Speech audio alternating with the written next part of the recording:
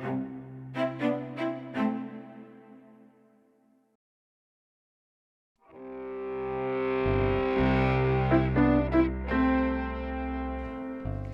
I'm Colette Norton with the Optum Community Centers. Today, I'm joined by Tyron Mallard, a mental health professional.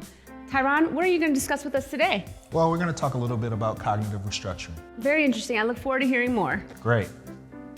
When you think about improving your overall mental health, the two things that we often think about is relaxation techniques, coping skills. But we never stop to ask ourselves, what are we coping with? Why do we need to relax?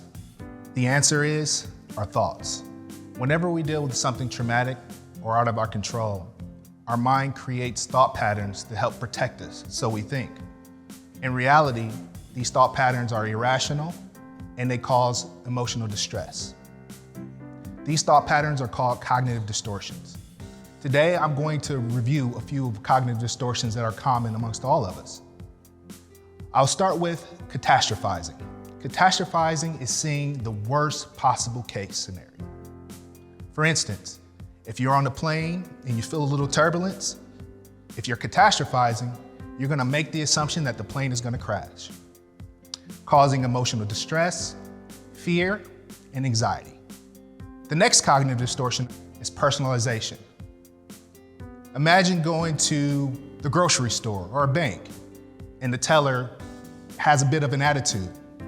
If you're personalizing, you're assuming that this teller is having an attitude with you because it's something you did. So you walk away from the situation saying, what did I do? In reality, you didn't do anything. Possibly, that teller has just had a bad day.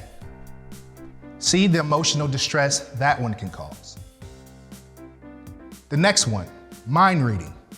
Imagine someone is trying to assist you with something, and you assume that they're assisting you because you're incapable. Imagine the distress that causes. Should statements is another cognitive distortion. Say you planned on working out, and all of a sudden in the morning you didn't have enough motivation to get out there. And you said, I should have worked out. When you say should have worked out, it sounds like failure. In reality, you didn't get the opportunity to work out, but tomorrow you'll put the effort in to do it again. Lastly, I want to talk about all or nothing thinking. All or nothing thinking is speaking in absolutes. Every, always. Why is that line of thinking problematic? Because if you say every and always, your mind starts to truly believe it. Say you call a relative to help you out with a project and they're not available. If you say, you never help me, then you possibly could build resentment and some distress. The first step to disputing these cognitive distortions is understanding that they exist.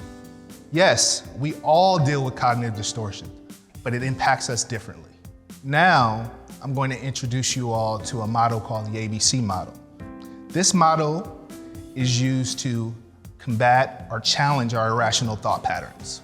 Don't worry, we're not going to go through all of the alphabet. It's only A, B, C, D, E. First, let's start with A, activating event. Activating events occur outside of you. They're external factors. You have no control over them. Activating events are the events that causes unwanted emotion, fear, depression, anxiety. B stands for belief. So we'll go back to cognitive distortions, our irrational thought patterns that we gather from that activating event.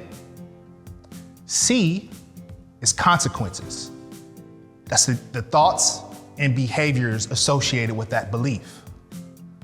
Unfortunately, we're not born with the skill to challenge our irrational thought patterns, so they loop over and over in our heads, causing panic attacks, symptoms of anxiety, depression. D is dispute. You're disputing your irrational thought pattern. E is through disputing your irrational thought pattern, you're developing an effective new belief. So let me go over a scenario to conceptualize the ABC model. Say you're getting on a plane and a woman is sitting next to you screaming, The plane's gonna crash, the plane's gonna crash. How do you calm that person down, right? Going through the ABC model, the activating event, getting on the plane. The belief, the plane is gonna crash. The consequence, fear, anxiety, excessive worry. The way I would dispute this thought is explain that you're less likely to get into a plane crash than a car crash. Planes are relatively safe, has safety equipment.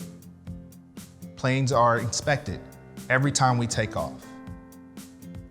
With this dispute, you can calm the belief that the plane is going to crash, and you develop an effective new belief, which is E. The plane is less likely to crash. As you can see, it's very beneficial to challenge your irrational thought patterns. If you allow your irrational thought patterns to run free, it could cause a great level of distress. Use this model in practice, write it down. Anytime you're dealing with any activating events, utilize this model to dispute and challenge those irrational thought patterns.